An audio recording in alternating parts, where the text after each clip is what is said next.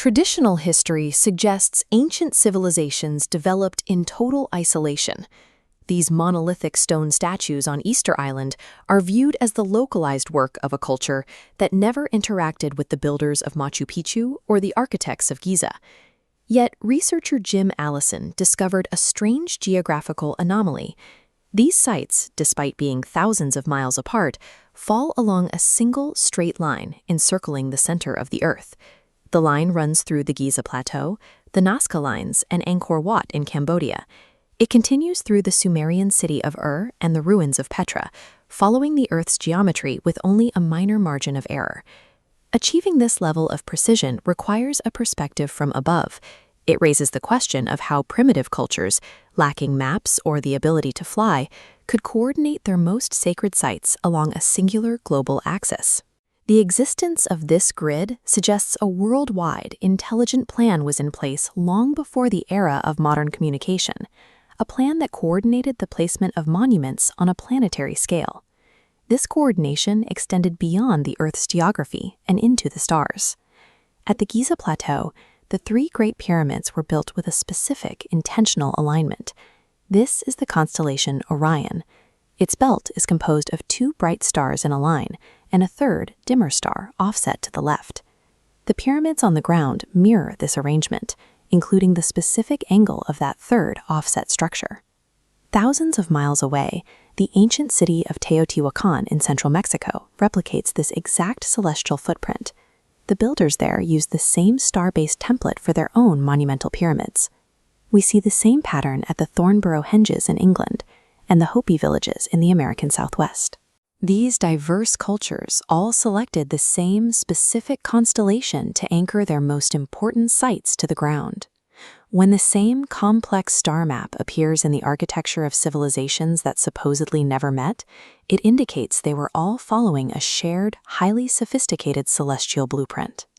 To understand the origin of this blueprint, we look to the Sican culture of Peru's Lambayeque Valley. Rising around 750 AD, these people were driven by a singular, overwhelming focus. They built 250 pyramids in this valley alone, including 26 constructed side by side in a single town. Sican legends claim this constant construction was mandatory. They believed the world would end if the building ever stopped. Inside these structures, the Sican left images of the beings they revered, birdmen. These figures, half human and half bird, are iconic representations of beings capable of arriving from the sky. These birdmen appear globally. We see them on the Sun Gate at Tiahuanaco and in ancient Samaria, where they were known as the Anunnaki, beings who supposedly descended from the heavens to colonize the Earth.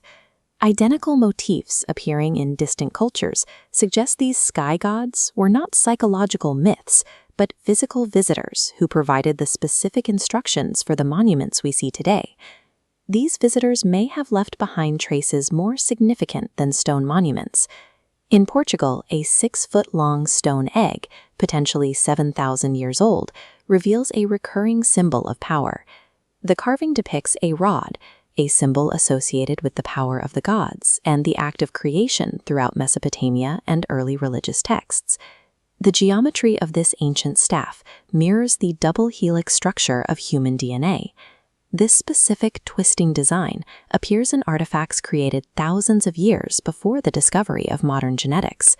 Parallel to this are the universal legends of serpent gods. From the seraphim described in the Book of Isaiah to the feathered serpent Quetzalcoatl, ancient texts frequently reference humanoid reptilian beings who descended to Earth. The combination of these biological symbols and the global presence of serpent gods points to a startling possibility that these visitors were not just building pyramids, but were actively involved in the engineering of human genetics. If these beings intervened in our past, they may have left physical technology behind. The most famous candidate for such a device is the Ark of the Covenant, a relic described as a lethal source of immense power. In 1981, Rabbi Yehuda Goetz led a secret excavation beneath the Dome of the Rock in Jerusalem. He believed the Ark was still hidden within the foundations of the ancient Temple Mount. The project was halted by authorities after a standoff with workers in the cisterns below. Goetz died believing he had come within 40 feet of the Ark, leaving the device sealed in the darkness. In 2011, a pulsating orb of light was filmed hovering directly over the dome of the rock. Some theorists believe this craft was interacting with the dormant technology Goetz spent his life searching for. These sightings suggest the ark is more than a historical artifact. It may be a functioning piece of extraterrestrial technology that remains hidden, yet capable of reactivation. The influence of these beings may extend into the present. In 1988, 17-year-old Christopher Davis reported an encounter with a 7-foot-tall reptilian creature in South Carolina, a claim he maintained through multiple lie detector tests. While we often view these entities as part of a distant, ancient past, sightings like these suggest an ongoing presence that has never truly left our world. Uncovering the truth behind these hidden relics and the beings who created them would force us to discard every existing narrative about our origins. We are only beginning to decode the plan left behind by these architects. Subscribe to the channel to follow the investigation as we reveal the hidden truth of our world.